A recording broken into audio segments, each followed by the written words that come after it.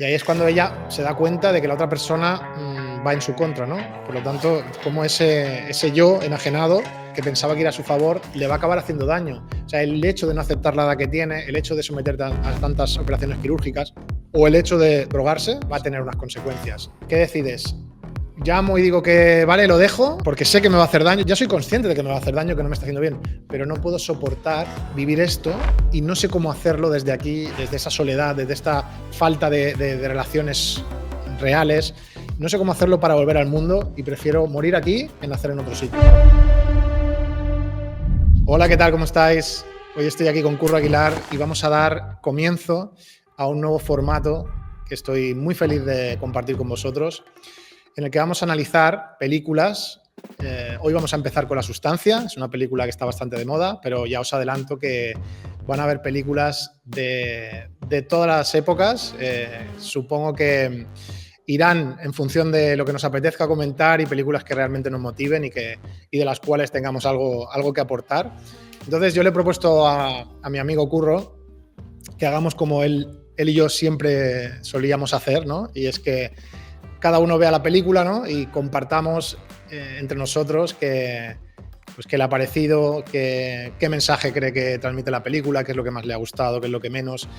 Y también tendremos alguna pincelada de referencias del director o la directora, en este caso. Vamos a empezar. Le doy la bienvenida a Curro Aguilar. ¿Qué tal, Curro? ¿Cómo estás? Muy buenas, Víctor, con muchas ganas ya de empezar. Bien, hemos compartido poquito de la película, ¿verdad? Nada, de Hemos hecho, momento nada. hemos hecho una especie de guión, que es básicamente una estructura a través de la cual intentaremos pues ir por partes, a establecer una secuencia cronológica de las escenas, pero bueno, ya nos adelantamos que esto se vaya a cumplir tal cual, porque al final se trata de una conversación pues más informal, más amena y que pues realmente surja de la subjetividad de cada uno, ¿no? Entonces, en primer lugar, ¿te ha gustado la película? Así de fácil. ¿Qué te ha parecido?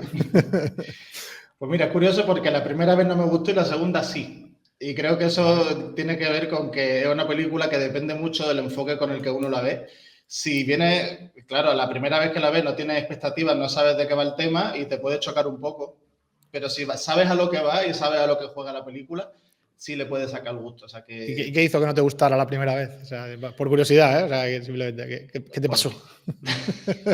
me pasó que no me esperaba una body horror movie, me Ya, ya. esperaba otra cosa. Sí, Entonces es cuando un poco empieza, horrorífica, sí. claro, sobre todo el final, cuando ya empieza a disparatarse el tema, no entendía nada y eso me sacó un poco Sí. de la historia y de lo que me estaban transmitiendo. Entonces, la primera no la entendí muy bien y la segunda ya sí que fui capaz un poquito de decir, en el contexto, ya incluso el principio lo entendí mejor sabiendo cómo acababa después. Vale, vale.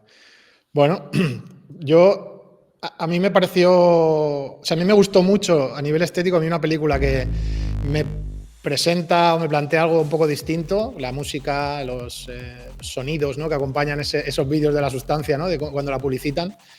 La imagen me gusta mucho, no sé, me pareció algo distinto y la verdad es que me cuesta a veces ver algo así, ¿no? Es todo muy parecido, ¿no? Muchas veces se parece todo mucho a todo, ¿no? Entonces, el hecho de que me ofrezcan tanto una idea que creo que es original, aunque sí que tenga muchas referencias a otras películas, ¿no? Pero la idea me parece muy original y también me gusta mucho que me saquen de esa pornografía visual, ¿no? Básicamente es como se ve todo demasiado y realmente te saca un poco de tu estado, ¿no? Da un poquito de asco, ¿no? Digamos que sería como la emoción que más puede, bueno, llamar la atención en esta película, ¿no? Pero me parece también necesaria y, bueno, lo iremos comentando a lo largo del análisis, ¿no? Y esto también, pues, que me saquen un poco de mi centro, pues me gusta, porque al final una película, pues yo para mí tiene que llevarte de tu mundo a otro mundo, ¿no? Y al final sí que he vivido el mundo de La Sustancia, he tenido el sonido de fondo, ese sonido cuando cuando la presentan, ¿no? Me venía a la cabeza cada 2x3, como la tenía que ir viendo para este análisis, y la verdad es que se ha metido en la cabeza la sustancia. En la cabeza, no en mis venas. Gracias a Dios. De hecho, fíjate que una cosa interesante que tiene esta película es que el guión originariamente eran 146 páginas y solamente 28 eran con diálogo. O sea, que eso que dices de que es muy efectista, muy visual, juega mucho con los sentimientos, con el tipo de plano, con el tipo de color que transmite la música, y realmente ya se concibió de esta forma. No es una película que te... Claro, o sea, no te expresa mucho tanto con palabras como con todo lo demás. Y por eso al final alude ahí, aparte, bueno, es muy impacta porque se siente más que se escucha o más que se entiende. Qué bueno. Sí, además es que la protagonista casi no habla, o sea, tarda un buen rato en empezar a hablar, que ahora lo hablaremos, ¿no? Que dice una frase, pero los guiones realmente son mínimos, ¿no? Es todo bastante visual. Y esto, pues, a mí me parece interesante. Bien, pues si quieres vamos analizando escena por escena. Vamos a empezar por... bueno, comienza con la escena del huevo que a través de la sustancia, ¿no? Se duplica. Es bastante obvio que es un adelanto de lo que va a pasar después. Y luego, a continuación, se ve la estrella en Hollywood, ¿no? El Paseo de la Fama, y con el nombre de Elizabeth Spark. Vamos viendo cómo... desde que la ponen, ¿no? Que la ponen bonita, la embellecen, la dejan ahí y va pasando la gente, ¿no? Se fija en quién es, ¿no? No la pisan, ¿no? Cuidado, mira, es mi favorita, ¿no? Y poco a poco vamos viendo, mientras escuchamos un sonido como de obra de fondo, constante en toda la escena, vamos viendo cómo esa estrella se va degradando de algún modo y finalmente, entonces... Bueno, de hecho, si te das cuenta, lo que se van viendo son las estaciones pasar, porque al final, al principio es como está soleado, luego ya viene tal, luego vienen las hojas del otoño, luego ya el frío del invierno, es como esa analogía de la vida de una persona como las estaciones del año. Sí. Y cómo van. Y el final, lo de la carne caída en la estrella, como también es una referencia del final de la película. Sí, un poquito sí. Acaba todo en modo víscera, ¿no? Modo carne, modo carne en estrella. Sí, exacto. Sí, es verdad que en el momento que empieza, que cae la hoja, que empieza el otoño, es como que empieza el ocaso, ¿no? De la persona y del estrellato, y luego llega el invierno y a partir de ahí ya se olvidan de ella, ¿no? Para mí, el hecho de que haya una obra de fondo, no sé cómo lo ves tú, pero creo que es una forma de decir que es una industria que no para, o sea que por mucho que tú y yo hoy llames la atención, la cosa sigue en funcionamiento y las obras siguen y las estrellas se siguen poniendo, y que es algo que por mucho que tú te identifiques con ese estrellato, es algo que pasará y que no eres tan importante, ¿no? como parece, ¿no? Y que es transitorio. Creo que el sonido de las obras refleja eso, no sé si estás de acuerdo conmigo. Al final, todo lo que vamos a decir aquí son opiniones subjetivas porque somos sujetos, ¿no? Si fuéramos objetos, pues serían objetivas, ¿no? Pero yo siempre lo digo esto, ¿no? Son subjetivas siempre. Pues la verdad es que no me había dado cuenta, no le había prestado atención sí. pero a mí me llama la atención, digo, no sé por qué suena todo el rato ese sonido, que además me molesta mucho, y digo, bueno, supongo que tendrá que ver con esto, ¿no? Bien, entonces, a partir de aquí vemos la siguiente escena en la cual se presenta Elizabeth Spark, que quiere decir brillante, ¿no? Vamos con la analogía, ¿no? De la estrella, el brillo, su apellido también, una estrella de Hollywood en toda regla, ¿no? Que ya ha pasado, ya no está haciendo cine, está haciendo programas de aeróbic y diciéndole a la gente que se cuide mucho y que haga deporte. Y a partir de aquí, creo que una escena también muy importante es la que vemos a continuación, que es cuando va caminando por ese pasillo en el que se puede observar pues toda su trayectoria, ¿no? Desde el primer póster que le ponen, ¿no? En el comienzo hasta el último, en el que, bueno, que ya es el último que le van a poner. Y a medida que va pasando, le van felicitando el cumpleaños, es su cumpleaños en ese momento. Entonces se va escuchando, ¿no? Feliz cumpleaños. Y ella al principio lo agradece después, pero cada vez como que le gusta menos que le feliciten los años, ¿no? Supongo que esto es lo que le sucede a ella, ¿no? No le va gustando como que el tiempo vaya pasando, ¿no? Totalmente. Además, curioso porque la directora lo escribió cuando cumplió 40 años y fue precisamente eso, ¿no? Esa crisis existencial, la crisis de los 40, Es curioso porque la directora escribió con 40 en la película. Demi Moore cumple 50, pero en realidad tiene 61. Sí, sí, sí. Está Además estupenda. es una estrella que estaba en el ocaso en toda regla, ¿no? O sea... Que de hecho me recuerda mucho a Birdman, la película, Sí, porque al final correcto. es lo mismo, es como una película de redención de su protagonista, ¿no? Michael Keaton haciendo una parodia de sí mismo como el antiguo actor de un superhéroe que ahora se redime a través de una nueva obra. Sí. Y Demi Moore hace exactamente lo mismo, como una especie de como ejercicio catártico, ¿no? De uno y Totalmente. Al otro. final, la influencia también de esa fama en su estado mental, ¿no? Y cómo cada uno se va hacia un trastorno totalmente distinto, ¿no? En este caso, Elizabeth viaja hacia un trastorno totalmente disociativo, ¿no? De su personalidad y acaba por dividirse en dos, ¿no? Pero bueno, el paso de la edad, ¿no? El pasillo de Resplandor, ¿verdad? Me vas a decir, esto me lo vas a decir, ¿verdad? Esto nos hemos Hombre, dado cuenta los dos, ¿no? todo el También rato la hay cosas referencia al de... Resplandor, ¿no? De hecho, es curioso que la moqueta es como la del Resplandor, pero en lugar de tener las formas hexagonales, tienen forma como de dos... bueno, la del huevo del principio. Sí. Y esa parte es Que que... habla de ese trastorno que estamos hablando, ¿no? De esa división Claro, de la personalidad, ¿no? totalmente. Y toda Correcto. la referencia al Resplandor, al final, el Resplandor es una historia de un descenso a la locura, de una persona que acaba, a través de las adicciones y de su propio universo, acaba autodestruyéndose. Y entonces, Totalmente. esta película, de hecho, hay muchísimas, o sea, hay como 10 o 12 referencias que digo, bueno. Bien. Entonces, este pasillo alargado en el que entra en el lavado de señoras, pero no puede, está cerrado.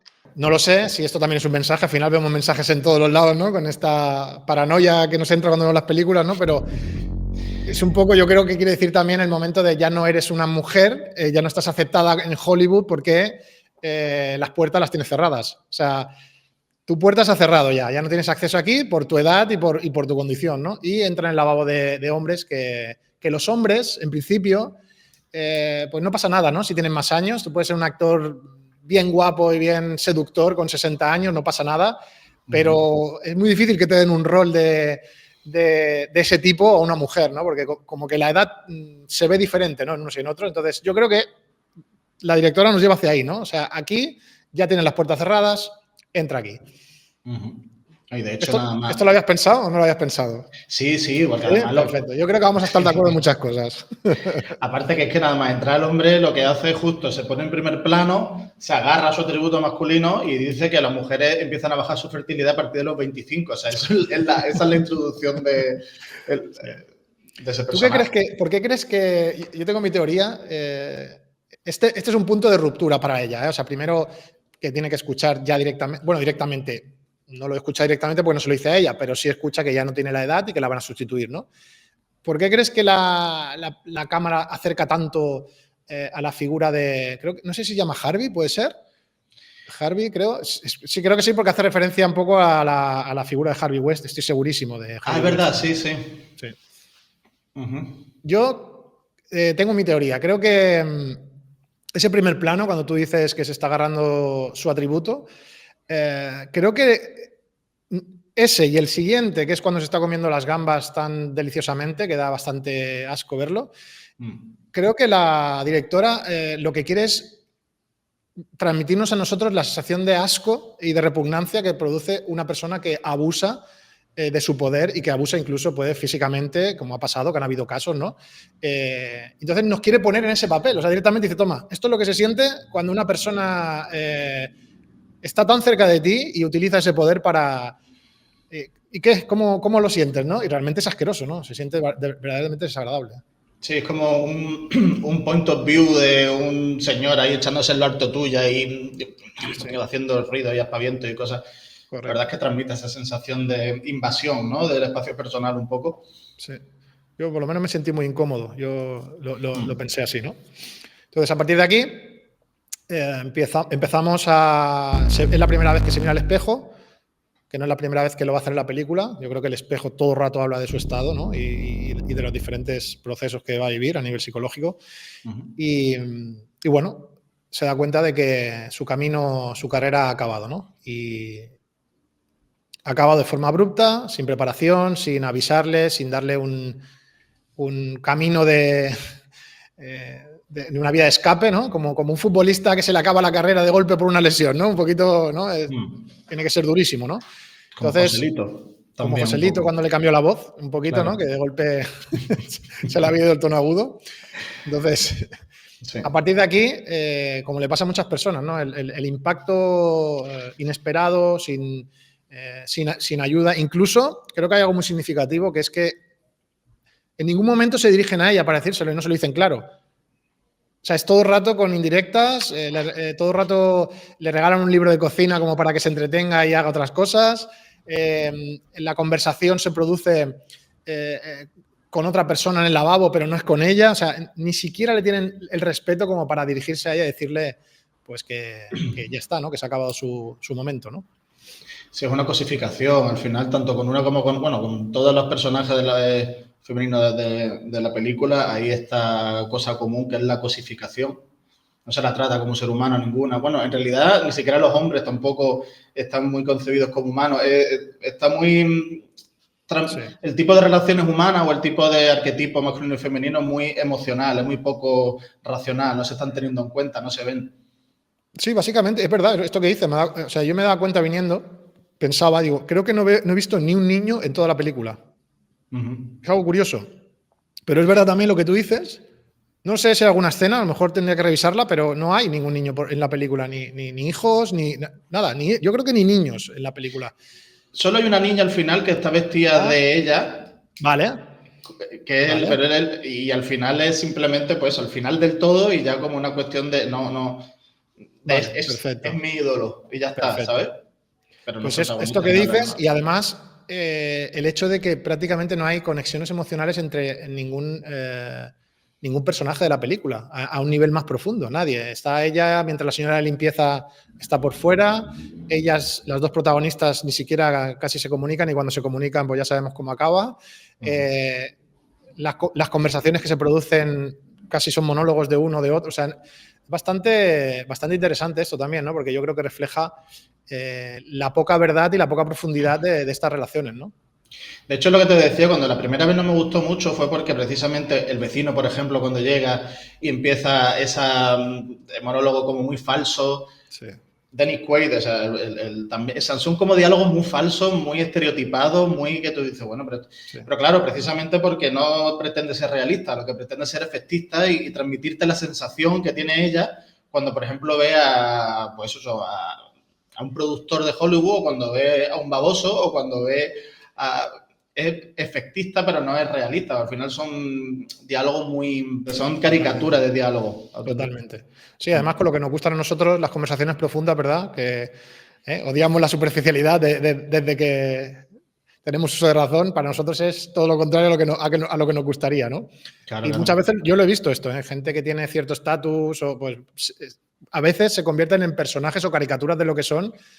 Y es muy difícil establecer conexiones de otro tipo porque al final romperían ese personaje que tantas personas lo están viendo como ese personaje. Entonces, yo soy esto y de aquí no me voy a salir, ¿no? Al hilo de esto y de estos personajes, ¿no? A mí me llama la atención el perfil de ella, ¿no? Y cómo cuando sale a pasear, sale con unas gafas de sol, pero sale con un abrigo amarillo, chillón, que dices, bueno, si quieres pasar desapercibida, pues es complicado, ¿no? Entonces, es como que está tan identificada con la fama y con ese personaje que es incapaz de salirse de eso, ni siquiera para ir a dar una vuelta, ni siquiera para cuando va a buscar la sustancia, ¿no? Que debería de pasar desapercibida y se mete en un barrio de mala muerte con el abrigo amarillo chillón, ¿no?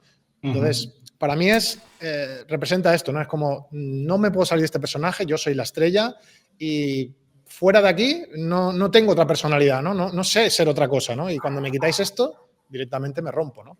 No, de hecho, el color es el mismo que el de la yema del huevo. Al final también te está transmitiendo eso, ¿no? Como no solamente, bueno, aparte de ser llamativo, y es el que utiliza a lo largo de toda bueno, la utiliza ella y la primera vez que sale, digamos, ¿cómo se llamaría? Bueno, cuando sale la primera vez que sale a la calle, su alter ego, sí. Su alter ego sale con ese abrigo, pero el resto del tiempo no. Y al final es eso, es como la matriz, el color de la yema de huevo es lo que representa también de la que sale la otra y demás.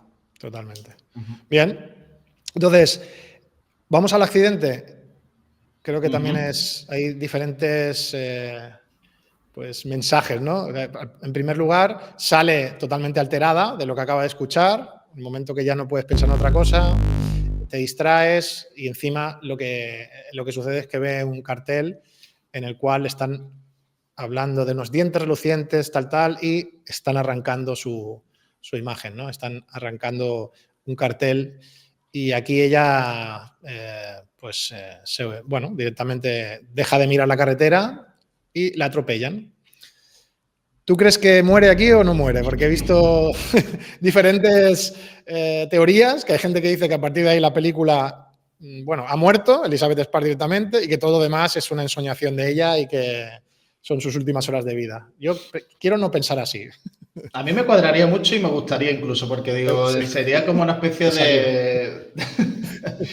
de ejercicio de descenso a los infiernos de una persona que al final dicen eso de hecho dicen cuando una persona muere, una de las cosas, de las teorías que hay es que hace un viaje también como introspectivo a lo largo de toda su vida, hace como un cierre ahí interno. Sí. Eso, con lo de las experiencias cercanas a la muerte, hay muchos testimonios que hablan de esto. Sería muy interesante que fuera su particular viaje, descenso a los infiernos sí. Bueno, también explicaría por qué a partir de ese momento todo es tan surrealista, no tiene ningún sentido, sobre todo el final, es como... La verdad es que sí. Claro. A partir de ahí no tiene mucho sentido nada de lo que pasa. Bien, vamos a poner que está viva, ¿vale? Porque si no, aquí acabamos el análisis y no tendría ninguna gracia. Entonces, a ver, la verdad es que el coche se llena de sangre y ella aparece en la clínica que no se ha roto ni una costilla, quiero decir, es algo un poco raro, ¿no? Y ahí es cuando conoce una de las personas que le van a invitar a cruzar el umbral, ¿no? Me despierta mucha curiosidad viéndola desde el análisis del viaje del héroe. ¿Cómo puede cumplir los mismos pasos que un viaje del héroe típico, pero hacia lo peor, hacia lo peor que le puede pasar a una persona, ¿no? La llamada a la aventura, el cruce del umbral, un mentor, pero todo hacia destrozar una vida, ¿no? Sí. Entonces, aparece este chico joven, que también es curiosa esta escena porque está en la clínica, está de espaldas, otra vez más, no tiene nadie, no mira a nadie a los ojos, está totalmente sola y aislada, ¿no? Y cuando se rompe, hay dos hombres ahí. Uno directamente se va porque no sabe cómo gestionar emocionalmente una persona llorando, y el otro lo que va a hacer es aprovecharse de ese dolor para hacerle más daño al final todavía, ¿no? Porque al final es...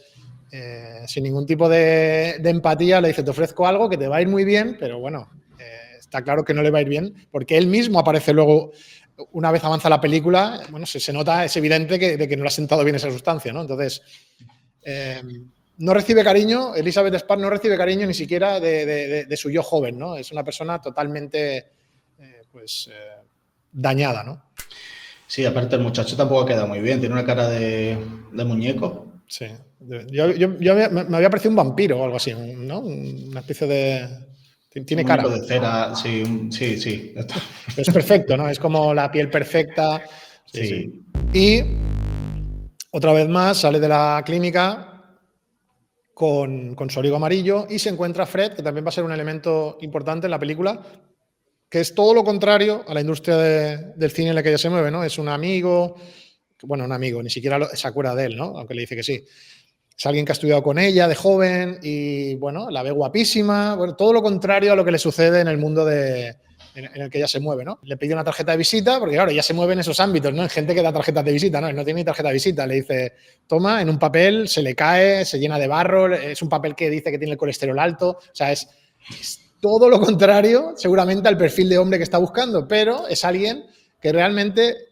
ve la belleza, porque la conoce de antes de que fuera famosa y de antes de que todo el mundo la viera como una estrella, ¿no? Entonces es alguien que realmente la admira tal y como es, pero ni tan siquiera para eso está preparada Elizabeth, ¿no? Sí, total, al final lo que representa Fred también es eso, un hombre con el que se muestra completamente vulnerable ante ella, se le cae el papel al charco, le da igual, se lo entrega natural, le dice, pues mira, tengo los niveles altos, de colesterol, ¿no? Le enseña, tengo problemas de salud, se me cae el papel al suelo, pero te lo doy igual, estoy flipando con verte, no esperaba que fuera a contestarme. O sea, es la representación de la vulnerabilidad más obvia, ¿no? De decir, Totalmente.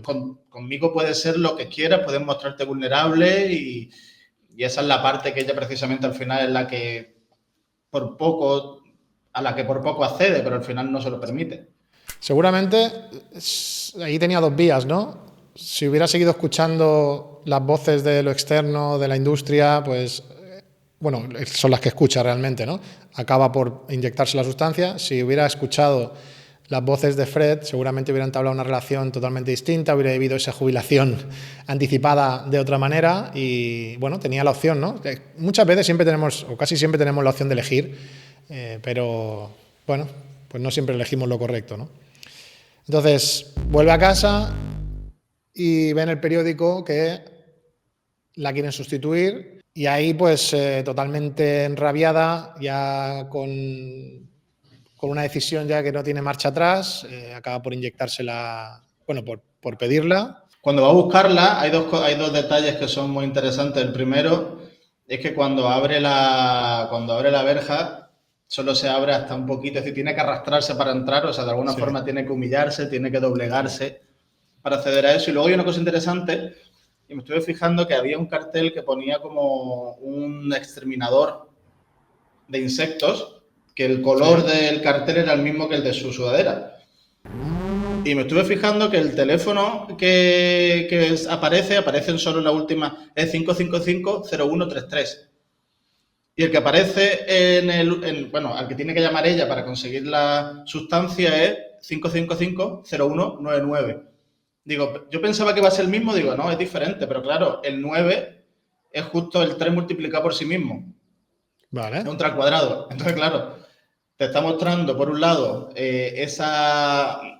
aparte de la referencia a la película de la mosca, o sea, siempre hay un tema ahí como de exterminar a ese insecto, a esa parte que rechazamos, que nos repugna de nosotros mismos. Y por otro lado, por un lado está eso, ¿no? Que el teléfono del exterminador y el que ella llama, en la sustancia realmente, sería el mismo objetivo, exterminar esa parte de ti, solamente que el número han querido jugar con la multiplicación por sí mismo. Un número que es el mismo, pero multiplicado por sí mismo, que Vale. es lo que hace ella. O sea, estaba otro digo, a ver si acabo entendiéndolo o no. Vale, porque es porque ella se duplica, ¿no? Se duplica a sí misma. Se multiplica por sí misma, claro. Muy interesante esto. La verdad que sí, que flipé porque de principio pensé, bueno, son números diferentes. Y luego pensé, bueno, espérate, el 3 y el 9, precisamente, o sea, está multiplicado por sí mismo, o sea, que es justo lo que hace ella. O sea, que fíjate, hasta ese nivel de detallito hay en los mensajes. Sí, es increíble, de verdad. Bien. Disculpa, otra cosa que es que he visto, que eso ya no lo he visto yo. Solo esto es lo que más me divierte, o sea, esta parte es la que más me gusta. La del detallito. Fíjate que el teléfono que aparece en el USB con el que ella llama para pedir la sustancia es el mismo teléfono que tiene el protagonista de American Beauty. El de su oficina es el mismo teléfono que el de... bueno, aparte yo sé que a ti te gusta mucho esa película y que la has sacado, incluso ha hecho análisis. My favorite film, sí. Exactamente, pues fíjate un día la tenemos que analizar esta, sí. Pues ya te digo que la directora también ha caído y se acordó de esa película porque el teléfono que aparece para pedir la sustancia es el mismo que tenía Kevin Spacey en su despacho. Vale, puede ser que sea un teléfono que utilicen, no quiero chafarte el plan, tú me lo dices, puede ser que un teléfono que utilicen siempre porque no llama a nadie. No, eso sí que lo hacen con el 555. Vale. O sea, es que esto lo he visto en algún análisis de película. Claro, pero ya después de eso sí que puedes poner cualquier dígito, que sea el mismo dígito que el otro, sí que es como una referencia. Lo tienes todo pensado, no te puedo pillar por ningún sitio, ¿eh? Yo soy el primero que digo, ¿pero esto será casualidad o será una cosa que hay que hacer una cosa hecha? Yo lo busco. Claro, pero aparte fíjate que el mensaje de American Beauty se parece bastante al de la sustancia. También hay una parte de vivir la vida falsa, la beautiful people y mostrar una careta al mundo y por dentro estar destruido. O sea, un poco quieren transmitir algo parecido, que la belleza se encuentra en las pequeñas cosas, en fin. Totalmente. Y va de eso, de una profundización de unas relaciones superficiales gracias a Lester, ¿no? Como poco a poco va conectando con todo el mundo que le rodea, ¿no? Cosa que no consigue Elizabeth, ¿no? Entonces, muy bien, me encanta esta parte. Bien, pues aquí ya podemos pasar a la parte de la duplicación de los cuerpos, ¿te parece? Bueno, simplemente un detalle que se me ha olvidado comentar, que es que cuando decíamos que todo empieza a perder sentido al momento del accidente, fíjate que la sustancia, tú estás una semana siendo esa criatura, digamos, Correcto. y otra semana siendo tú mismo. ¿Qué clase de contrato tiene ese enfermero? O sea, ¿cómo puede ser que... Intermitente, contrato intermitente. Claro, dice, yo me voy así, me apunto al hospital, pero el contrato es una semana sí y una semana no. Y aparte, has conseguido tu mejor versión, te estás destruyendo por dentro. Y a lo que va a dedicarlo es a trabajar de enfermero. Ni de enfermero ni de nada más. Quiero decir, a no ser que sea una cosa que te, no sé, Claro. que colme todas tus expectativas de éxito, de fama, de reconocimiento. Un trabajo normal.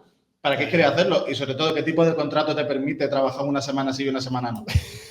Bueno, yo creo que es necesaria una segunda parte explicando cómo funciona esa empresa y cómo funcionan los que han creado la sustancia. Creo que sería súper interesante. Totalmente. Vale, me parece genial.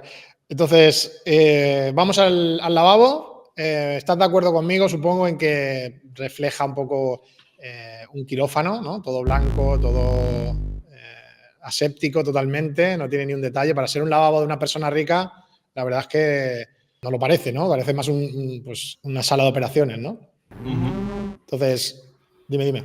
No, sí, aparte de lo que, bueno, el baño viene, la representación del baño al final es un sitio donde nos vemos desnudos, donde vemos nuestras imperfecciones, refleja nuestra identidad. Por eso al final todo gira alrededor de la escena, tanto la primera donde ella se da cuenta de las cosas como donde se produce la transformación. Es un baño, es verdad. Claro, son al final la habitación de la casa donde nosotros conectamos con nuestra intimidad y con donde nos vemos desnudos y donde vemos un poco, conectamos con esa parte más natural de nosotros mismos. Sí. Además, en ambos lugares, ahora que lo dices, que no había sacado ese hilo, en ambos lugares acaba escondiéndose. Ah, pues sí, es verdad. O sea, que supongo que también puede reflejar cómo se esconde de sí misma, ¿no? En esa intimidad no acaba de verse nunca, ¿no? Ni siquiera claro. en esos ámbitos tan íntimos. ¿Vale? Entonces, yo aquí tengo algo muy claro que decir, que es que creo que la directora también nos quiere dar un mensaje y es cuando tú decides hacerte una operación estética o inyectarte Botox o hacerte una liposucción o X operación, está genial, pero que sepas que cuando te duermen lo que pasa es esto. O sea, si estuvieras despierta, verías cómo hacen esto con tu cuerpo. O sea, al final no deja de ser una operación. No dejan de hacerle daño a tu cuerpo. Entonces, si tú te rompes una pierna o te tienen que hacer una operación a vida o muerte, entendemos que tengamos que entrar en un quirófano. Ahora, si tú tuvieras que hacerte a ti mismo, que es lo que sucede en la película, porque se tiene que coser a ella misma, si tú tuvieras que hacerte a ti mismo algo así, ¿serías capaz de hacerte una operación estética para estar más joven o para estar más guapa?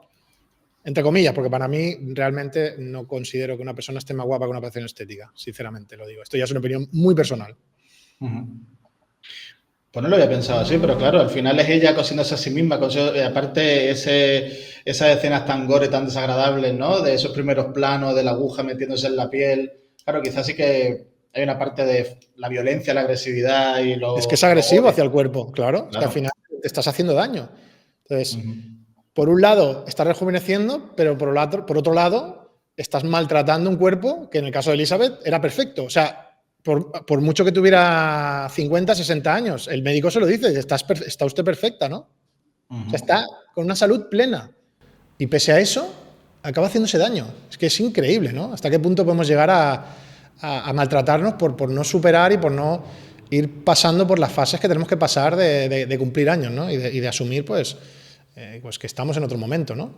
Entonces, para mí, que se vea todo no es gratuito y creo que es necesario. Creo que es necesario que una persona que se vaya a hacer una operación de este tipo vea esta película. Puede ser una buena terapia, incluso. Sí, el mensaje está claro, vaya. Entonces, esto no lo habías pensado, ¿no? Por lo que veo, porque te has quedado como muy parado. No, esto no lo había pensado, la verdad. Me gusta haberte sorprendido. Esto me hace mucha ilusión sorprenderte. Sí. Pues que, claro, en mi casa voy buscando, digo, ¿cómo puedo ver algo que Curro no haya visto, ¿no? Entonces esto es algo que... Sí, la verdad que... Y aparte cuadra un montón, tiene todo el sentido del mundo. Vamos, no solo eso, sino que no es gratuito, ¿no? Al final nada de la película es gratuito. O creemos que es gratuito hasta que lo entendemos, como pasa con tantas cosas, ¿no? Como, ¿y esto qué falta hace? Pero si está, es por algo. Y claro. Totalmente. Para mí no es gratuito. Hay películas que sí que veo que hay cosas gratuitas, pero en este caso no me sentí en ningún momento que fuera como, oye, ¿qué estás haciendo, no? O sea, bueno, al final quizá un poquito demasiado, ¿no? Pero ahora lo iremos a ver, pero realmente me parece necesario, me parece fundamental que se vea esto, ¿no? Entonces, a partir de aquí, ella ya no se acepta y se produce la enajenación total de su identidad, de su yo, y creo que esto refleja psíquicamente cuando se divide en dos y aparece Sue, como ella ha decidido, que cree que a través de esas operaciones o a través de esa sustancia, llámale como quieras, ya está, ya es joven. Y ya la van a querer, la van a amar, va a vivir una vida en sueño, de golpe va a tener 20 años y todo va a estar en su sitio. Bueno, está en su sitio, puede ayudarle a recuperar cierta parte de su cuerpo, a recuperar ciertas sensaciones, pero fíjate, en el momento en el que empieza a hacer aeróbic y le sale como un bulto en el culo, tú lo has visto esto, ¿no? Sí, es un pollo. Es un pollo, un trozo de pollo, ¿no? Para mí también es esto, ¿no? Es, bueno, tú te puedes operar, pero que veas que esto al final ves algo antinatural y que tampoco forma parte de tu cuerpo, ¿no? Entonces, también tiene consecuencias, ¿no? Esto que estás haciendo. Y tiene una caducidad, ¿no? No va a ser para siempre y va a ser peor incluso, ¿no? Entonces, a nivel psíquico, disociación total y ella ya, para no sufrir, decide vivir una eterna juventud, que es lo que le pasa a muchas actrices o a muchas personas, incluso hombres también, que se han operado, que pasan por esa fase y que, bueno, pues durante un tiempo rejuvenecen y se creen vuelven a sentir ese poder que habían perdido, ¿no? Fíjate, yo, aparte del tema de las operaciones estéticas, lo había asociado con, también creo que hay un mensaje que tiene que ver con la adicción a las drogas. Por una parte, lo que se hace es que se pincha una sustancia. Esa sustancia le hace ser como otra persona que tiene más aceptación social, con la que desenvolverse, una máscara con la que se desenvuelve. De hecho, fíjate que le sangra justo la nariz. Sí. Es lo primero que le sangra. Sí, sí, sí. Y luego encima las resacas son terribles. Conforme más está en el papel, conforme más está con la sustancia en su cuerpo, sí, cuando vuelve a su antiguo cuerpo está cada vez más marchito, más decrépito, más dañado. Sí. Y llega un momento donde se hace adicta a esa sustancia, no es capaz ya de hacerlo de una forma saludable y equilibrada y al final eso lo que va haciendo es que va degradando el cuerpo. Y también sucede esto, ¿no? Muchas veces cuando una persona tiene que desenvolverse socialmente y cree que ya no, bueno, necesita algún tipo de ayuda o algún tipo de dopaje para pertenecer a ciertos ámbitos sociales. Entiendo. Está muy a gusto ahí porque está separada de sí mismo, porque está totalmente alienado en esa burbuja que te da el subidón. Pero claro, cuando vuelves a tu cuerpo cada vez estás más destruido, cada vez estás más degradado. Me parece muy interesante también. Al final ambos son dos formas de alejarse de la realidad, ¿no? Y al final, pues, alejarse de la realidad tiene sus consecuencias, porque la caída y la vuelta a ese mundo real siempre es más dura, ¿no? Porque al final lo que estás haciendo es evitarlo. Bien, entonces aquí ya pasamos a una fase de la película en la que ella empieza a vivir una vida feliz, empieza a ser aceptada de nuevo, es como si volviera a pasar por la primera fase de su vida, que es la mejor, ¿no? Cuando todo está creciendo, todo te está haciendo brillar y todo el mundo te está alabando, ¿no?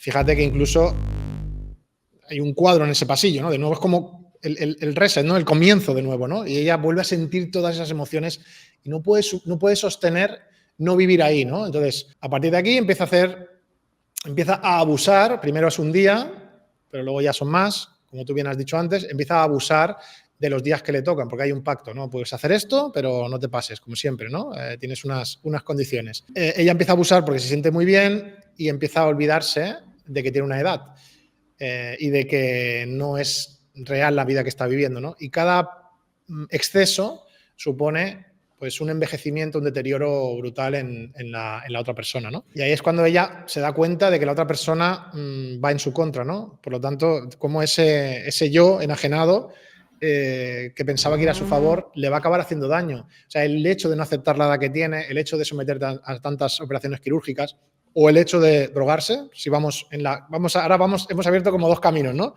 Una vía y otra, ¿no? La tuya y la mía. Me vale para las dos. O el hecho de drogarse va a tener unas consecuencias. Entonces, ¿qué decides? Llamo y digo que vale, lo dejo porque sé que me va a hacer daño. Ya soy consciente de que me va a hacer daño, que no me está haciendo bien, pero no puedo soportar vivir esto y no sé cómo hacerlo desde aquí, desde esa soledad, desde esta falta de relaciones reales. No sé cómo hacerlo para volver al mundo y prefiero morir aquí que nacer en otro sitio, ¿no? Sí, Es al difícil, final... Es difícil cambiar. Sí, al final es un duelo no resuelto con la edad. O sea, al final hay cierta, aparte de con personas que fallecen, estamos atravesando constantemente duelos con diferentes situaciones y en este caso hay uno que es común a todos los seres humanos que tiene que ver con cuando pasamos de una etapa a otra de la vida tenemos que renunciar a la identidad de lo que éramos hasta ese momento. Correcto. Ya sea a través de la droga, ya sea a través de operaciones estéticas o de otras muchas cosas, no son otras, es la negación de la siguiente etapa. O sea, son personas, por ejemplo, eso, ya el cuerpo pues, tiene, no sé, 60 años y la etapa en la que estás entrando igualmente hermosa y igualmente tiene sus ventajas y sus virtudes, siempre y cuando seas capaz de romper con la etapa anterior y entrar en la etapa siguiente. Pero igual que sucede de la niñez a la adolescencia, de la adolescencia a la adultez, de la adultez. Claro. Todos estamos, cuando cumples 40 años también estás en esa, cuando cumples 18. Entonces, al final es como un duelo no resuelto que tiene que ver con la nueva persona que le toca ser, pero que se resiste a ser. Sí. Curioso, porque tú tienes 40 ya, Curro, ¿o no? ¿Tú los has cumplido? No. Yo sí, yo tengo 43. Claro. Y es curioso porque esto yo se lo digo a la gente, ¿no? Es como... hay un momento también que tiene que ver con la aceptación de que el cuerpo no metaboliza igual, no se cura igual, no recupera igual. Entonces vas viendo, tú cuando tienes 20 años te pasa algo y recuperas. Al día siguiente pues estás como nuevo, ¿no? O tardas una semana, ¿no? Pero cuando ves que al cuerpo le cuesta más recuperar pues ciertos estados, es como una sensación de, ostras, nunca voy a tener ya esa energía, ese físico, esa forma de saludable de estar, ¿no? Y nunca más va a pasar esto, ¿no? Y es como un duelo también, ¿no? Es como decir, bueno, ahora hacia donde vamos es hacia otro lugar, ¿no? Y el que no está preparado para aceptar esa fase, pues puede ser muy doloroso también, ¿no? En este caso lo vemos, ¿no? Claramente. Sí, a ver, que incluso cuando te acercas a los 40 hay un periodo ahí crítico también, pero estaba yo precisamente en mi aceptación del periodo crítico, cuando la hermana de una amiga, que tenía 22 años, me dice, no, mi hermana quiere hablar contigo porque no se encuentra muy bien. Digo, ¿qué pasa? Y dice, no, que es que ya no tengo 20 años, estoy acercándome a los 25 y estoy todo rayado porque... Digo, vale. Sí. Fue un mensaje de la vida de decir, da igual la edad que tenga, siempre vas a tener, si ahora da igual que sean con 40, con 50, con 60, el duelo que hagamos con la etapa que nos toca será trabajo adelantado que tengamos con el siguiente que nos tocará, porque esto es constantemente, esto no es el de los 40. Totalmente. Esto luego viene el de la jubilación y luego vendrá el de, bueno, hay muchísimos, digamos, puntos de inflexión en la vida de una persona y conforme uno esté preparado para afrontarlos, pues el siguiente será más sencillo. Sí. Yo no sé si esto tiene que ver con la actualidad, pero yo no sé si te estás de acuerdo conmigo que las personas antiguas, ¿no? Mis abuelos, era como que aceptaban más el paso del tiempo, ¿no? Ahora parece como que a la gente le cuesta más cumplir años. No sé si tiene que ver, no sé con qué tendrá que ver, pero es como que no era tan importante, ¿no? Pues tenías 70, pues tenías 80 y mi abuela siempre lo decía, ¿no? Pues hijo, mira, pues ya un día me voy a morir y hasta aquí, ¿no? Y hasta aquí he llegado, ¿no? Y...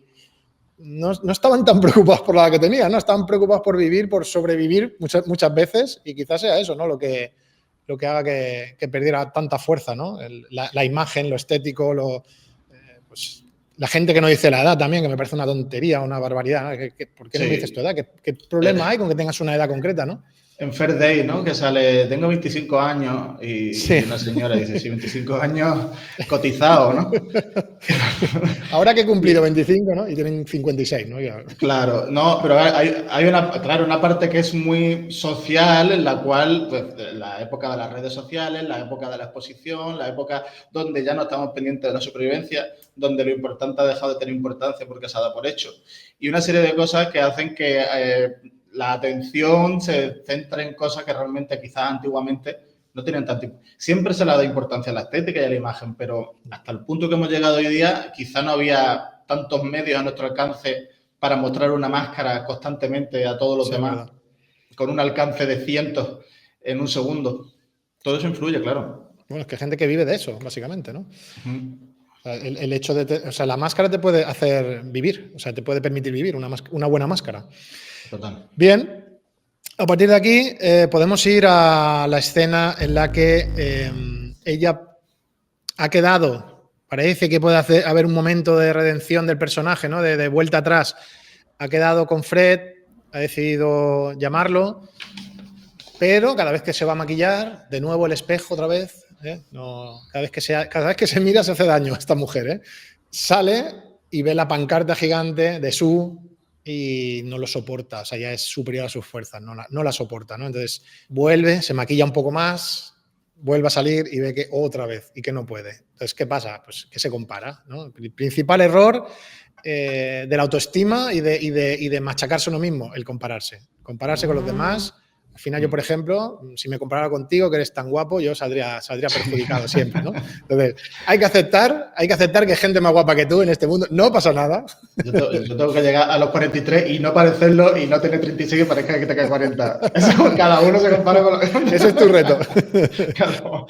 No, pero es verdad, ¿no? O sea, hay que decir, la importancia de... Bueno, el hecho de compararse como uno se puede hacer daño siempre, ¿no? Es imposible no salir perdiendo, ¿no? Total. Entonces, aquí no puede salir al final y acaba por no ir a la cita y acaba por dejar que venza esa comparación y esa imagen de su espejo, ¿no? Estuve leyendo sobre esa escena una cosa muy interesante que la directora hizo con Demi Moore, que es que tuvo que repetir la escena, no sé si fueron 20 o 30 veces, y claro, llegó un punto donde la cara de Demi Moore ya estaba completamente roja, estaba toda con sarpullido y se fue llorando, traumatizada, pero decía, es que es la escena más importante de la película para la directora, es la escena que digamos, angular sobre la que gira todo.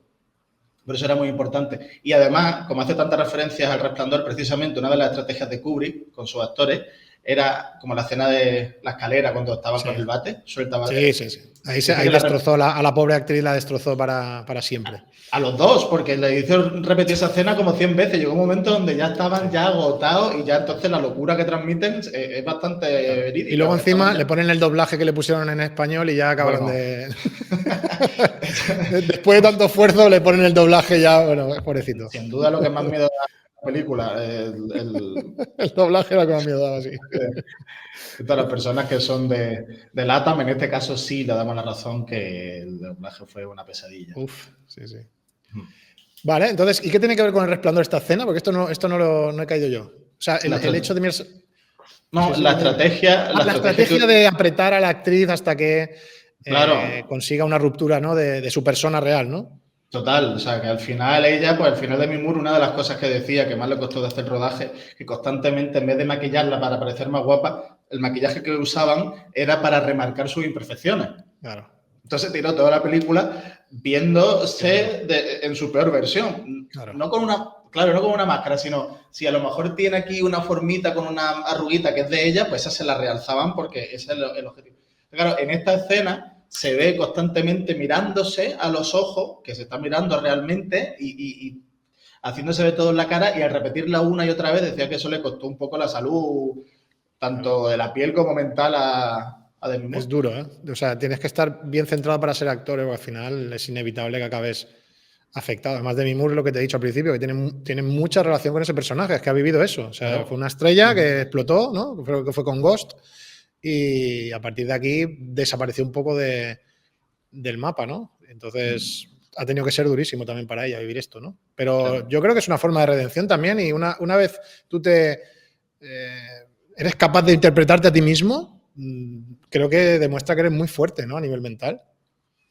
Sí, total. Aparte hay varios actores que han hecho como este ejercicio, igual que Jim Carrey lo hizo en Jimmy Andy, me parece que fue. Al final muchas veces el trabajo de actores es básicamente un trabajo psicológico y un trabajo, vamos, de hecho nosotros hemos hecho muchos cursos, muchas de las actividades que hacíamos tienen que ver con actuación. Totalmente. Con sacar una parte de uno mismo, con expresar algo con lo que no nos identificamos, pero tenemos que ponernos en esa situación. Sí. Y en este caso, es como decía antes, Birdman sería el equivalente, que son actores haciendo de sí mismos, viviendo una ficción, pero que la ficción no se parece bastante a lo que están viviendo en su proceso vital en ese momento. Totalmente. Sí, sí. Perfecto. Entonces, ¿cómo cierra la película? La película cierra, no sé si es una mezcla de Carrie, entiendo, ¿no? Cuando delante de todo el mundo empieza a salpicar sangre por todos los lados.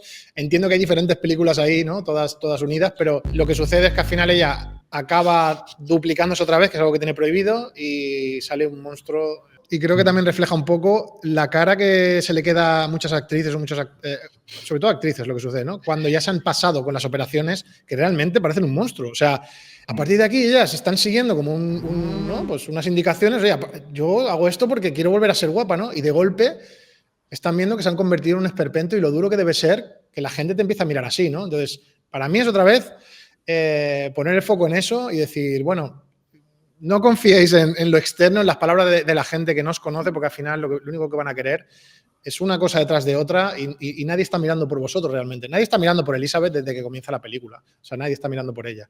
Y ella tampoco está escuchando a nadie, ¿no? Que también son dos vías que se retroalimentan, ¿no? Pero... De esta escena final... Sí, perdón. No, dime. No, de esta escena final hay digo, primero el dato curioso, claro, ¿por qué es tan exagerada, no? ¿Por qué pasa eso?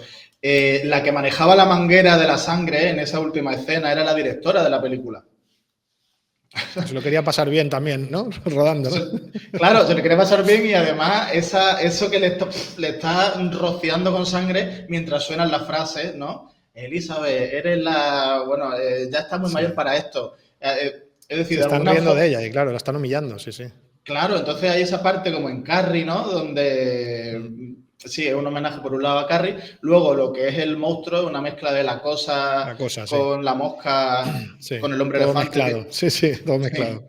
Tiene ahí un batiburrillo. Y luego hay una cosa interesante, que es que el vestido que se pone es el vestido que se pone es el de la Cenicienta.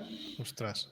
Y eso estoy fijándome, digo, fíjate que tanto cuando ya ella, antes de que se le caigan los dientes mirándose al espejo, está vestida con su vestido azul y luego le ponen la gargantilla, es decir, se disfraza de la Cenicienta y curiosamente tiene un hechizo que la noche de fin de año se acaba el hechizo y se transforma en lo que bueno, realmente se le acaba, lo que realmente es, que es lo que le pasa a la Cenicienta, que le hacen el hechizo porque considera que tiene que tener...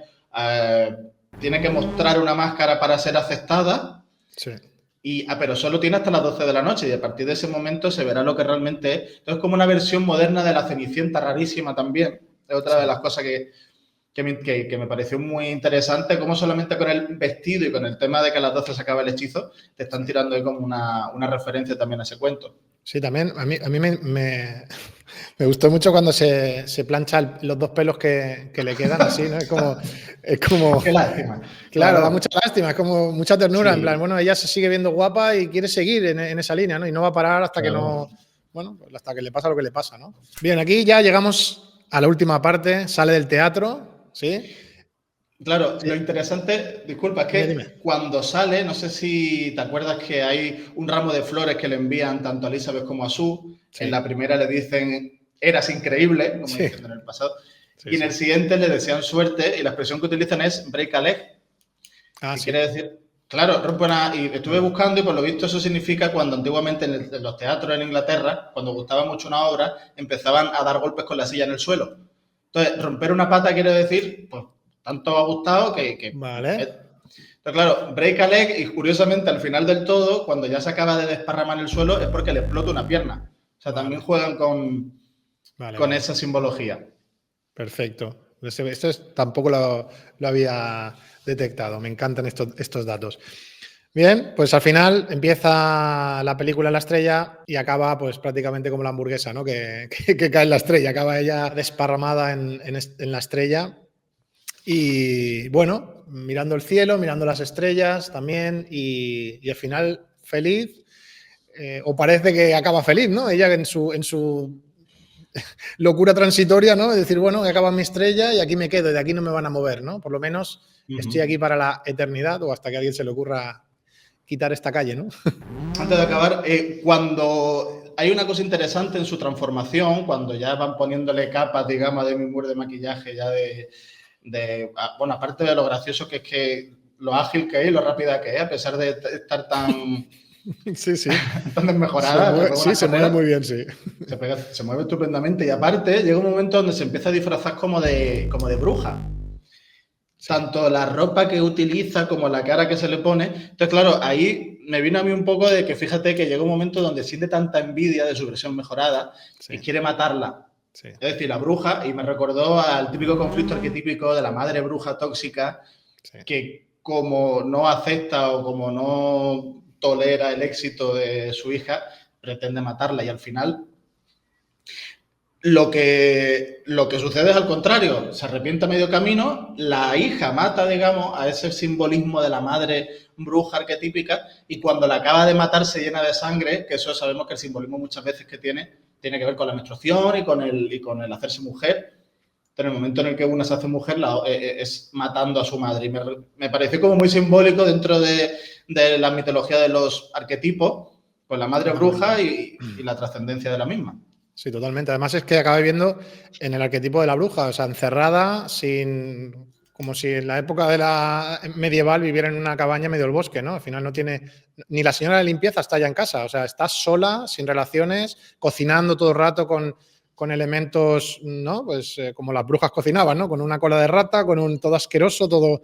Exactamente, haciendo una pócima con el pelo gris, es decir, que la están caracterizando de bruja. Sí. O sea, ahí también hay un mensaje de cómo al final se acaba, pues sí, acaba transformando hasta ya ser la bruja, digamos, del último nivel, que esta ya que aparece, ¿no? Sí, totalmente. Y cómo esa forma de ver a la chica joven al final acaba rompiendo la relación, ¿no? O sea, la envidia y el no aceptación de la mujer consigo misma hace que no acepten a las mujeres que vienen detrás, ¿no? Y no quieran que las opaquen, ¿no? Y esto es una forma de relación muy habitual entre madres e hijas, o sea, que pasa muchas veces. Totalmente. Y mira, otra cosa interesante también es que nunca hablan entre ellas directamente. Hasta ese último momento, que lo que hablan es a hostias, siempre hablan a través de intermediarios. Llaman al de la sustancia a decirle que pero nunca se dejan una nota. No se llevan bien entre ellas, ¿no? No, ni tampoco. Te puedes llevar mal y con alguien y dejarle un mensaje bastante ofensivo, pero ni siquiera hacen el esfuerzo en la una de comunicarse con la otra. O sea, es como viven en universos paralelos. Totalmente. Al final todo el mundo en la película se hace daño al otro sin hacérselo directamente, ¿no? Es como una forma de relación totalmente tóxica, ¿no? Menos Elizabeth, que al final no hace daño a nadie, al final es inofensiva. Aunque se convierta en bruja, tampoco acaba haciéndole daño a Sue, ¿no? Ella solamente sufre las consecuencias. Entonces, bueno, otro mensaje, ¿no? Ser demasiado bueno en este mundo no siempre sale a cuenta, ¿no? Bien, acabamos en la estrella. Sí, dime. No, sí, cuando está, otro detallito que me tengo apuntado es que cuando sale, porque cuando sale al escenario suena la música de la abertura de 2001, Odisea en el espacio. Sí, correcto. Que yo digo, ¿por qué habiendo tantas canciones? Pero claro, esa canción es lo que estuve buscando el simbolismo de esa canción y tiene que ver con la evolución del ser humano. Sí. Cómo pasa de primate a través de una intervención externa, que es el monolito, se acaba transformando, digamos, en el ser humano más sofisticado y al final lo que está mostrando ella es como la evolución final de su movida. Sí. Entonces, claro, es interesante porque como aparece con esa música es como decir, fíjate, la evolución me ha llevado hasta aquí, ¿no? El ser humano... Y para ella era increíble la evolución que había hecho, ¿no? Claro, bueno, ella tiene ahí como ese proceso que acaba de superar y con el que ella pues se quiere mostrar. Sería como una sátira de eso que las personas consideran evolución del ser humano, cuando muchas veces es lo contrario, o sea, pretendemos estar evolucionando a nivel de conciencia, pero lo único que hacemos es alejarnos cada vez más de nuestra verdadera naturaleza, de nuestra esencia básica. Totalmente. Y eso lo consideramos ser sofisticados. En la sofisticación humana muchas veces lo único que es una cosificación y un olvido de precisamente del origen de donde venimos. Y a veces se confunde una cosa con la otra. Sí, además, la estética de la empresa, de la sustancia, el vídeo que ponen en la sala cuando entra a recoger todo es súper sofisticado, todo es súper moderno. Y es lo que más daño le está haciendo, ¿no? O sea, no siempre lo sofisticado, lo que parece limpio y moderno, es lo que más bien nos va a hacer, ¿no? Entonces hay que tocar la realidad, igual que tocaba Fred, ¿no? Ese papel lleno de barro, ese colesterol, ¿no? Pues es parte de la vida también, ¿no? Y hay que saber aceptarlo, ¿no? Yo creo que como mensaje podemos cerrar aquí lo que es el transcurso de la película, y me gustaría, si quieres, alguna de las cositas que te hayas dado cuenta, que hayan quedado por ahí en el tintero, que siempre son interesantes, a mí me interesan, por lo menos. Sí, bueno, fíjate que una de las, igual que hemos dicho antes, que es un poco la Cenicienta 2.0, una revisión de ese cuento dicho de otra forma, sí. También hay con el tema del cuadro y con el tema de cómo se va degradando el cuadro, cómo lo esconde, es el retrato de Dorian Gray. Al final están haciendo... ¿verdad? Claro, están la misma analogía. Conforme ella se va rechazando, lo que va haciendo es destruir el retrato también, y luego lo que hace es esconderlo. O sea, también hay una referencia muy clara a ese proceso, que al final hace lo mismo, una persona que envejece en el retrato, pero que en la vida hasta que lo destruye, y entonces ya es cuando acaba él de, bueno, por ego también. De deteriorarse, claro, por supuesto. Muy bien, no sabía tampoco esta referencia.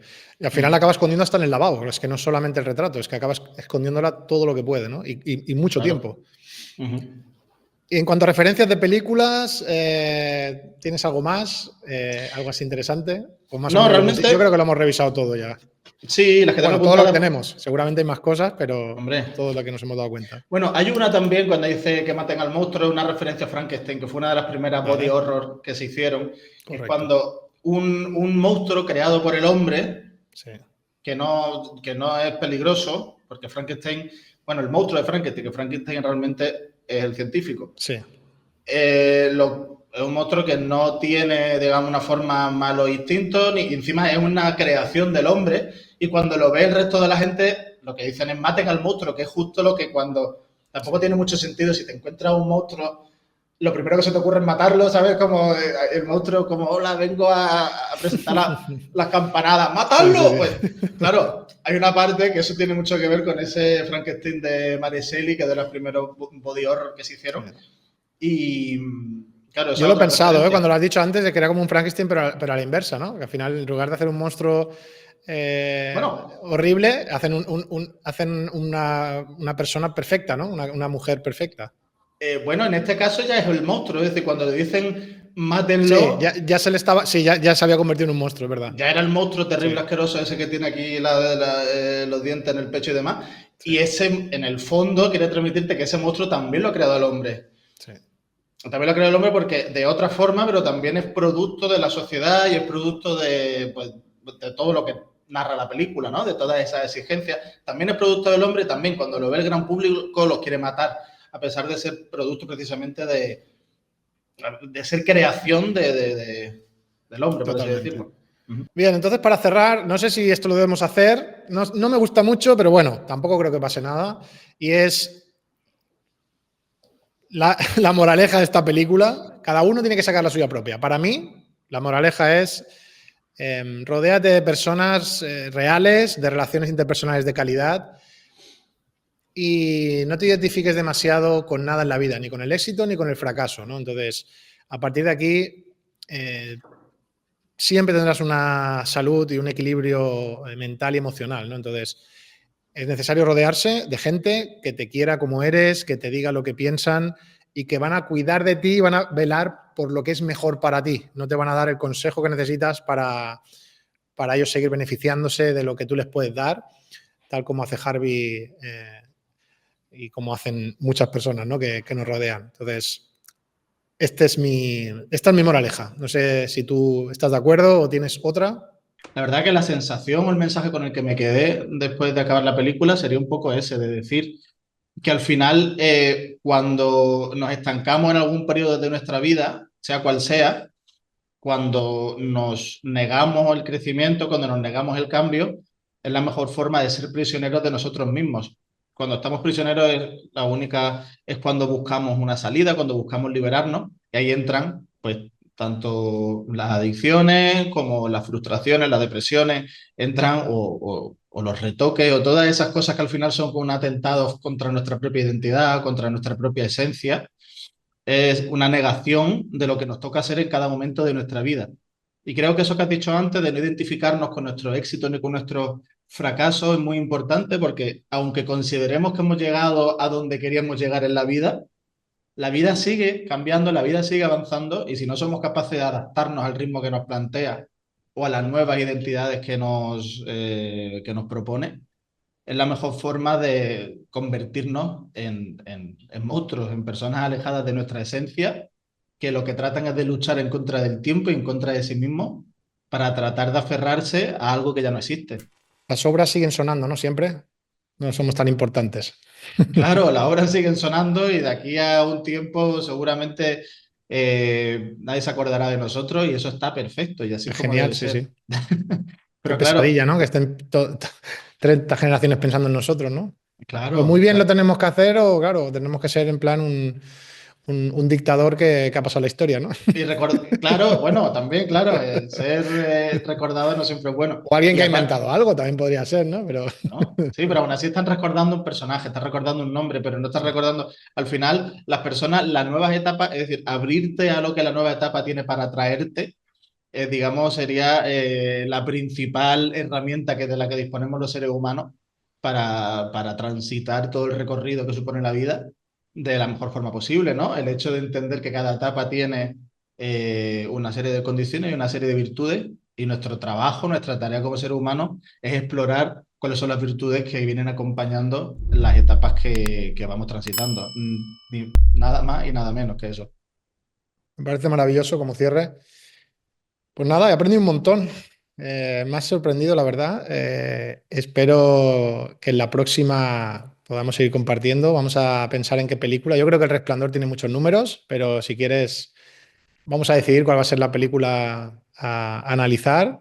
Y bueno, yo encantado de compartir este rato contigo, como siempre, y espero que la gente lo disfrute tanto como lo he disfrutado yo. O sea que nada, gracias Igu- por todo, Curro. Igualmente, Víctor, un gusto Un poder abrazo. compartir contigo. Un abrazo.